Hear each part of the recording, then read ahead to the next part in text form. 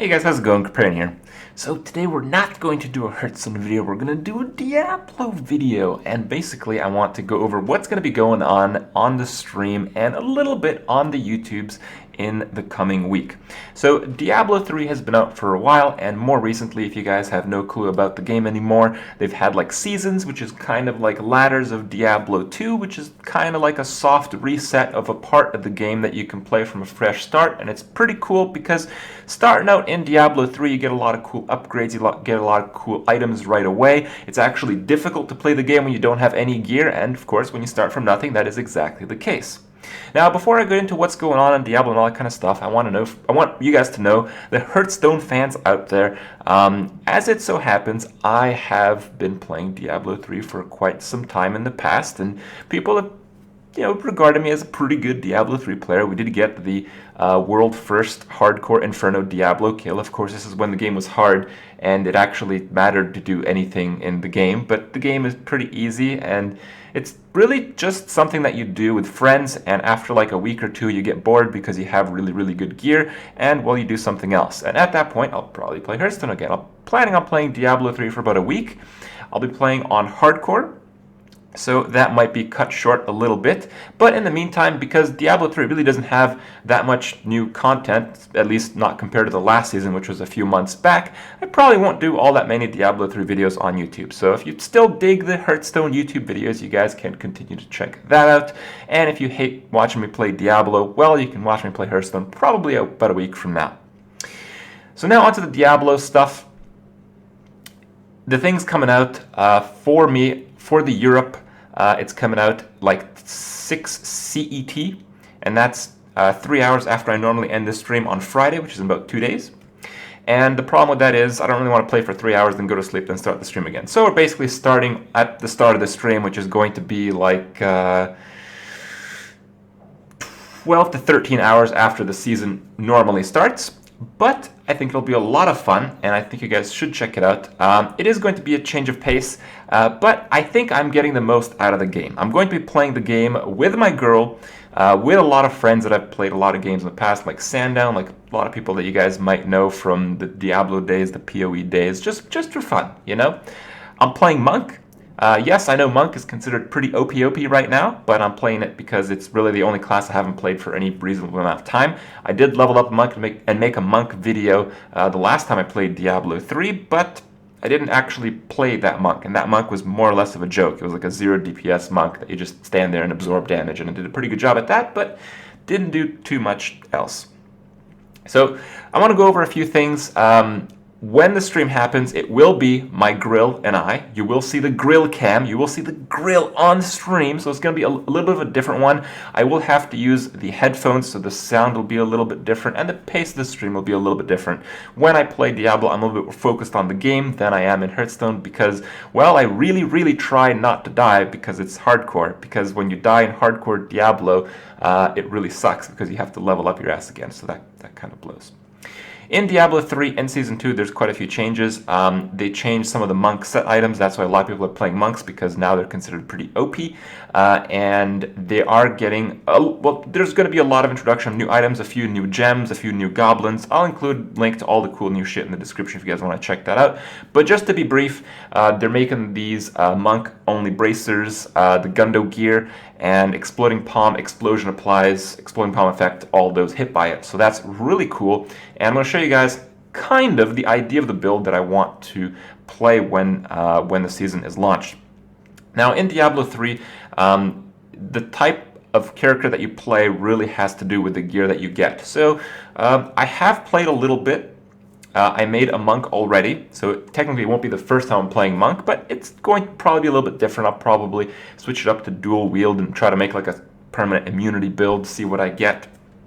But the reason I played Diablo a little bit here and there, not too much, is that my girl, who is going to play hardcore for her first time, has never played Diablo 3 before. So about a week ago, maybe 2 weeks ago, we started playing on softcore just so I can show her how the game works. She's going to play a Demon Hunter, so she practiced a bit on Demon Hunter. I'm going to play Monk, so I practiced a bit on Monk, and we got our characters up, and I can show you guys that, and I can show you guys a few of the concepts, a few of the things that they added into the patch. So here we are.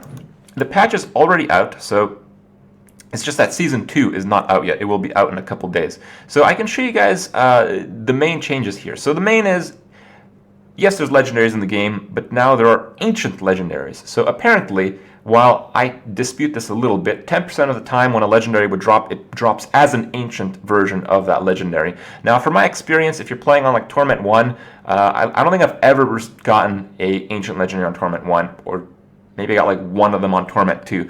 And it seems when I play on Torment 5 or 6, they drop all the time. So I don't really know why that is, but I think it does scale up with the difficulty, but I might be completely wrong, and the sample size might be too low, and all that kind of shit. But what's important is the ancient legendaries are super cool.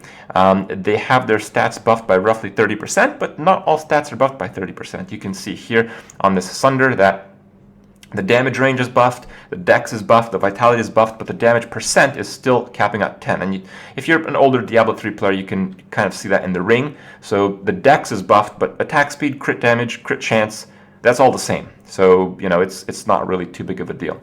And just to go over this monk here, should show you guys how it's going is, you know, you got to get the Ring of Royal Grandeur to reduce the set bonuses that you need by 1. So you can use the Sanuko set, which used to be the best set, but they changed it, and it's now even better than before. So what happens is for the 2-piece, when you use an ability, it'll spawn a clone. So if I use...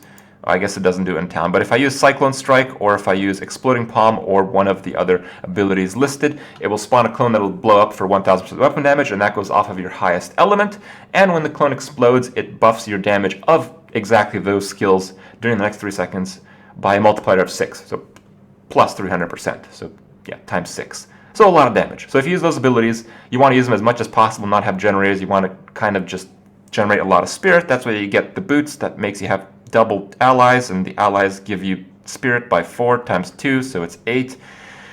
And then you do cool stuff. So you get that set, you get the Innas. The Innas is kind of optional, but still a nice one. You get some spirit regen, you can cast Sweeping Wind for a lot less, and most importantly, you get the base effect of all mantras. I have all 4 mantras without actually having one on my bar. So you save a skill and gain quite a lot.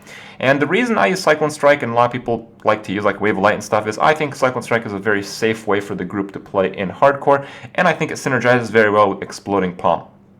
So just to recap real quick on the skills, as Exploding Palm with Shocking Grasp, which you guys will see how it works in a second, it basically applies 2 Exploding Palms instead of 1 on cast. It doesn't amplify the damage or anything else. I use Cyclone Strike with the rune that makes it much wider, so the normal Cyclone Strike is 24 yards, and the Implosion rune makes it to 34. So that amount, it's only like, you know, 40% more, but when you increase the radius by 40% more, it increases the area by a fuckload. So this ability makes it so you vacuum everything on the screen on top of you. Air Ally for Spirit, Dashing Strike with the dodge for 4 seconds. So dodge in this game is really, really powerful because you can't really get it through Dexterity anymore. Dexterity only gives you armor now.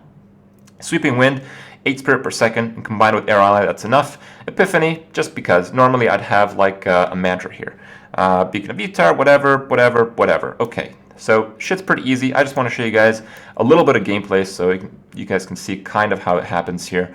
I don't know, where do we want to go? Let's go Fields of Misery. So, you put up the Sweeping Wind, you dash around, you can Epiphany if you want. So you put Exploding Palm, then you suck monsters in, and they die. This is Torment 6, by the way, and this character is still like pretty early on. So you can see here that if I do like the Sucking ability, it spawns like a clone wherever my mouse is. So if I... Oh, well, it's supposed to. There it is. There's the clone there. So you can see the clone pop up. Exploding Palm pops 2 of them, and then I suck them all on top of each other. And the explosions cascade. So the double Exploding Palm basically doubles the damage per cast, which is very, very significant. And you suck them all in, and you heal up, you're pretty tanky, and you have the Epiphany if shit goes really wrong. And that's basically it. It's a pretty good build.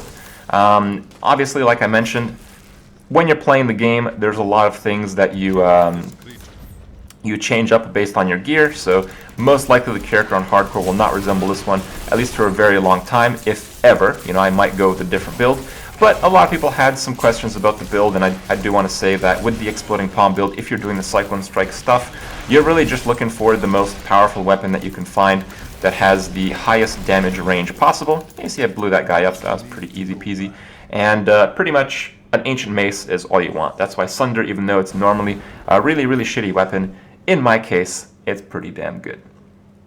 So that's it, guys. Diablo week starting up in about 2 days. It's going to be a different type of stream for that week. I hope you guys check it out. Hope you guys will enjoy it. And if you hate it, if you hate the Diablo stuff, if you guys only care about Kripp playing Hearthstone, well, that's my game these days. Diablo's kind of my go-to game whenever there's like something cool that happens in it, and this is that time. So don't fret too much if you don't see me playing Hearthstone for a little while. And again, on YouTube, I have a lot of Hearthstone footage to make videos from, and if there's nothing interesting going on in Diablo for that day, you guys will see a Hearthstone video. So, cool stuff. Hope you guys check it out. Hope you guys enjoy it. And I'll see you guys tomorrow.